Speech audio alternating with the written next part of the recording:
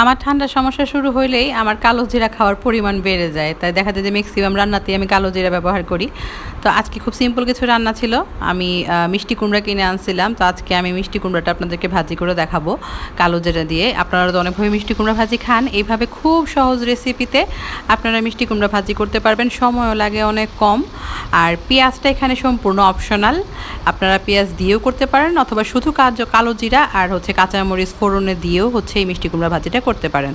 তো হলুদ লবণ মরিচ যেগুলো দেওয়া লাগে দিয়ে ভালো করে নেড়ে চেড়ে, আর মিষ্টি কুমড়াটা যদি একটু পানসে টাইপের হয় তাহলে নামানোর আগে একটু চিনি দিয়ে দিন।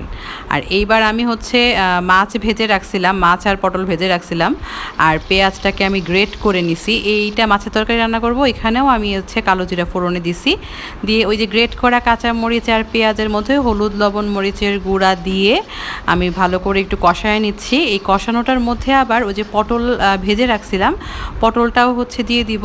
পটলটা দিয়ে আমি আবার যে একটু কষায় নিব, কষায় নিয়ে জল দিয়ে দিব পরিমাণ মতো। পটলটা দিয়ে তো ভাজার সময় সেদ্ধ হয়ে গেছে, বেশি জল দেওয়ার দরকার নাই, অল্প একটু সময় জাস্ট মিক্স করার জন্য সেদ্ধ করতে দিব।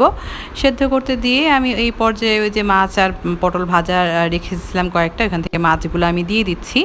মাছগুলো দিয়ে 2 মিনিটও লাগবে না, ঢাকা দিয়ে রাখলেই অলমোস্ট আপনার রান্নাটা কমপ্লিট হয়ে যাবে। আর এটা খাইতেও অনেক টেস্টি হয়, কারণ পটলটা ভাজা থাকে, তো খেতে অনেক ভাল লাগে। তো এই তো আজকে আমার সিম্পল রান্না।